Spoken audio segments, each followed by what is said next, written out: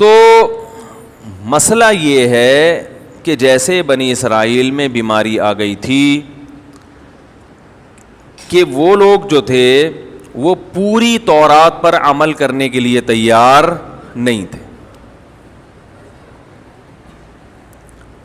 یہی مسئلہ مسلمانوں کے ساتھ ہو گیا ہے.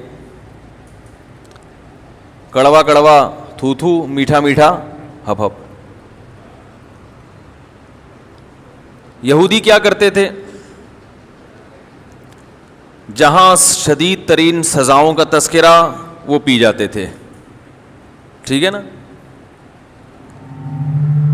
اس کو کیا ہو رہا ہے بھائی؟ جہاں اپنے خلاف کوئی بات جا رہی ہے اس میں تحریف کر دیا کرتے تھے. بعض دفعہ یاد رکھو یہ ایک جرم یہودیوں نے یہ بھی کیا ہے، یہ جرم ہمارے یہاں بھی ہوتا ہے کہ بعض دفعہ ہم بے دین لوگوں کو دین کے قریب کرنے کے لیے کہ یہ لوگ کسی طرح دین سے قریب ہو جائیں تو اسلام کے کچھ احکام جو دیکھنے میں سخت لگتے ہیں ان کو ہم کیا کر دیتے ہیں؟ گھما دیتے ہیں، تاکہ یہ دین کے، کیونکہ وہ ان احکام کو سخت سمجھ رہے ہوتے ہیں کہ یار یہ تو بڑے مشکل احکام ہیں، بہت مشکل حکم ہے، اس پہ عمل کرنا ہمارے لیے بہت مشکل ہے، تو ہم اس کو ایک بتا دیتے ہیں نہیں بھائی یہ یوں ہے تو یوں ہے، تو ایسے کر کے گھما دیتے ہیں تاکہ وہ دین کے قریب آ جائے. یہ بھی تحریف ہے. ہمیں اللہ اور اس کے رسول صلی اللہ علیہ وسلم نے بتایا کہ ہدایت اللہ کے ہاتھ میں ہے. فمن شاء فلیؤمن ومن شاء فلیکفر. جس کا دل چاہے ایمان لے آئے، جس کا دل چاہے کفر کا راستہ اختیار کرے. آپ کو اتنی تبدیلی کی اجازت کہ اتنا کہ وہ قریب آ جائیں ہمارے، اس کے لیے اصولوں پہ سمجھوتا کر لینا یا اسلام میں تحریف کر دینا، اس کی اسلام میں قطعاً اجازت نہیں ہے.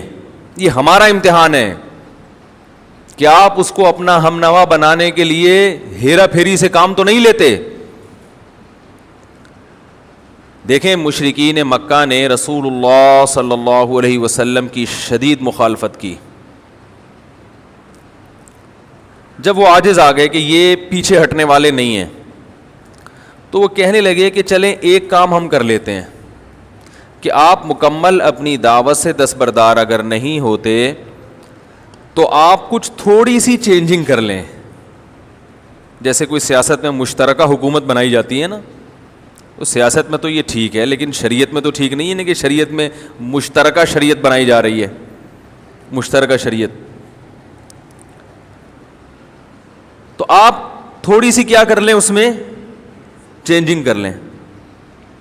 تو ہمارے نبی صلی اللہ علیہ وسلم نے فرمایا، بلکہ اللہ نے آیتیں نازل کی، قل ما یکون لی ان ابدلہ من تلقاء نفسی. اے نبی آپ ان سے کہہ دیجئے کہ مجھے اس کی اتھارٹی ہی حاصل نہیں ہے، مجھے اس کا اختیار ہی نہیں ہے کہ میں اس میں اپنی طرف سے تھوڑی سی بھی چینجنگ کر دوں. اجازت نہیں ہے مجھے، اس کی طاقت ہی نہیں ہے میں. تو یہ مطالبہ بالکل فضول ہے. ایک صاحب نے مجھے کہا کہ ایک غیر مسلم شدید گرمی کے روزے میں مسلمان ہوا ہے تو اس کے لیے کچھ رعایت ہے. ابھی تو اس بیچارے نے کبھی زندگی میں روزے رکھے نہیں ہیں، کچھ رعایت ہے؟ ہم نے کہا نہیں رعایت، روزہ رکھنا پڑے گا. اس نے کہا وہ تو دین سے متنفر ہو جائے گا. ہم نے کہا ہو جائے بھائی، کسی کو جنت میں لے جانے کے لیے ہم خود جہنم میں چھلانگ نہیں لگا سکتے. سمجھ میں نہیں آ رہی بات؟ ہم سے پوچھے گا ہم یہی کہیں گے روزہ رکھنا ہے. تو یہ آج کل ایسا ہوتا ہے کہ گھما دیتے ہیں تھوڑا، جو ہے نا پبلک کو خوش کرنے کے لیے کچھ ادھر سے میٹھا ڈال دیا. بھائی اسلام تو نام ہی رمضان کے روزے، حج، زکوٰۃ اور نماز ہے. انہی کو اگر دائیں بائیں کر دو گے تو کیوں ہو رہا ہے مسلمان بھائی؟ تو کیوں ہو رہا ہے؟ میں اکثر ایک واقعہ بیان کرتا ہوں. ایک ہندو مسلمان ہوا تھا، ہمارے بچپن کا واقعہ ہے. اس نے اپنی سگی خالہ سے شادی کی ہوئی تھی اور اس کے اولاد بھی تھی. اب جب وہ مسلمان ہونے کی ہوا نہیں، ابھی ہو رہا تھا، تو جس عالم کے پاس گیا کہ میں اسلام قبول کرنا چاہتا ہوں، تو کیا میں اس عورت کے ساتھ رہ سکتا ہوں؟ سب نے کہا کہ اسلام لانے کے بعد ہم آپ کو آپ کی خالہ کے ساتھ رہنے نہیں دیں گے. مسلمان کو اجازت نہیں ہے کہ وہ اپنی سگی خالہ سے بولو نا نکاح کرے. اس نے کہا میرے چھوٹے چھوٹے بچے، میں رول جاؤں گا، میں نہیں چھوڑ سکتا، ہماری تو شادی کو 15-20 سال ہو گئے.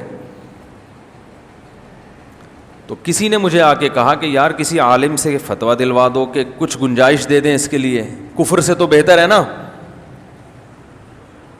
بھائی کفر سے توبہ کر کے اسلام میں داخل آ جائے، اسلام میں داخل ہو جائے، آہستہ آہستہ یہ بھی چھوٹ جائے گا. حضرت مولانا یوسف الجھانوی شہید رحمہ اللہ تعالی زندہ تھے، ان کے پاس گیا وہ، انہوں نے کہا اسلام لاؤ گے ہم آپ کو آپ کی خالہ کے ساتھ رہنے نہیں دیں گے، بائیکاٹ کریں گے. نہیں ہو سکتا، لا آپ کے خلاف جائے گا، کیس ہوگا آپ کے خلاف. اب یہاں پر ممکن ہے کوئی کہہ دے کہ ہائے بیچارہ، ہائے بیچارے کو جہنم کی آگ سے تو بچا لیتے نا، خالہ کے ساتھ زنا ہی ہوگا نا، تو کفر سے تو پھر بھی بہتر ہے.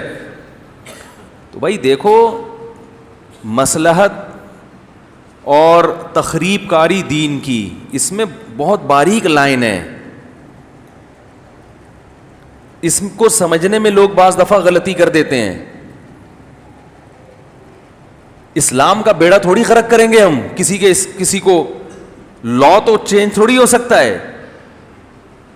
اور پھر یہ چھوٹا جرم ہے خالہ کے ساتھ رہنا. اس کا نقصان کیا ہے کہ جب لوگوں کو پتہ چلے گا کہ یہ بھی مسلمان، اس کی خالہ بھی مسلمان، اور پھر بھی مسلمان معاشرہ ان کو قبول کر رہا ہے، تو یہ جرم مسلمانوں کی نظر میں ہلکا ہو جائے گا کہ یار یہ بھی چلتا ہے. جب علماء یہاں چشم پوشی سے کام لیتے ہیں تو چلو جانے دو، فلاں نے کر لیا تو کیا ہو گیا، فلاں نے کر لیا تو کیا ہو گیا. ہم کیسے اجازت دے سکتے ہیں؟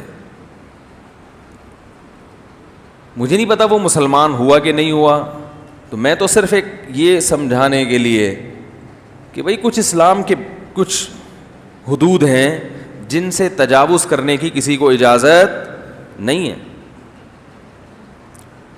میرے پاس لوگ آتے ہیں کہ میں سودی بینک میں جاب کرتا ہوں، حلال تلاش کر رہا ہوں، میں اگر چھوڑ دوں گا تو میں تو روڈ پہ آ جاؤں گا، میں تو بھوک سے مرنے لگوں گا. تو کیا میرے لیے گنجائش ہے سودی بینک میں جاب کرنے کی؟ میں کہتا ہوں بھائی سودی بینک میں جاب، سود میں تعاون کو حرام قرار دینے والا کون ہے؟ اللہ ہے. اس کو میرے اندر دم نہیں ہے کہ میں اس کو کیا کر دوں حلال. سمجھ میں آ رہی ہے بات؟ کہ میں فتویٰ دے دوں کہ آپ کے لیے جائز ہے. حرام اس وقت جائز ہوتا ہے، حرام کھانا، کہ جب آپ کے پاس بھوک کی ایسی شدت ہو کہ آپ کو مرنے کا خطرہ ہو، پھر اللہ نے سور کھانے کی اجازت دی ہے. سمجھ رہے ہو؟ تو میں ان سے کہتا ہوں کہ آپ بینک کی جاب چھوڑو، ٹماٹر کا ٹھیلا لگاؤ، بیچو ٹماٹر. جب تک آپ ٹماٹر بیچ کے پیٹ بھر سکتے ہو آپ کے لیے حرام کھانا جائز. بولتے کیوں نہیں ہے. تو لوگ مجھے کہتے ہیں کہ یہ اگر چھوڑ دے گا تو آزمائش آنے سے کافر نہ ہو جائے کہیں. تو میں ان سے کہتا ہوں کہ بھائی حلال ہونے کا فتویٰ ہم کسی قیمت پہ نہیں دے سکتے. یہ لٹکے گا تو ساتھ میں ہم بھی الٹے لٹکے ہوئے ہوں گے قیامت. اللہ کہے گا تیرے باپ کا دین تھا جو تو یہاں بیٹھ کے لوگوں کو فتوے دے رہا تھا. قرآن میں اللہ نے اصول بیان کر دیے کہ حرام کب جائز ہو جاتا ہے. رہا یہ مصلحت ایک الگ چیز ہے. بعض دفعہ آپ کو پتہ ہے کہ آپ کا بیٹا بیمار ہے، لیکن یہ دوا کھلائی یہ کھائے گا نہیں، تو وہ مصلحت یا اس کو اس غلطی پہ ہم نے تنبیہ کی تو اور بگڑ جائے گا، تو خاموشی اختیار کر لی جاتی ہے. تو خاموشی اختیار کرنے کی اجازت ہے. ہم سے آگے پوچھ رہا ہے کہ پوچھے ہی نہیں، کیا خیال ہے بھائی؟ اس کو پتہ چل گیا کہ حرام ہے. اب آپ میں اس حرام کو چھوڑنے کا کتنا دم ہے یہ آپ جانو، آپ کا رب جانے. ہمارے کندھے پہ رکھ کے بندوق کیوں چلا رہے ہو بھائی؟ ہم تو یہ کہیں گے جائز نہیں ہے، جائز نہیں۔ جب تک ٹماٹر بیچ کے، سبزی بیچ کے، آلو پیاز بیچ کے اپنا پیٹ بھر سکتے ہو، آپ کہہ سکتے ہو کہ میں نہیں آلو بیچ سکتا، تو یہ آپ کے اندر کا فالٹ ہے۔ کیا یہ آلو پیاز ٹماٹر بیچنے والے انسان نہیں ہیں؟ اصل میں اسلام کو، شریعت کو اتنا ہلکا سمجھ لیا ہے، اتنا ہلکا سمجھ لیا ہے کہ اللہ کے قانون کی کوئی اہمیت ہے ہی نہیں۔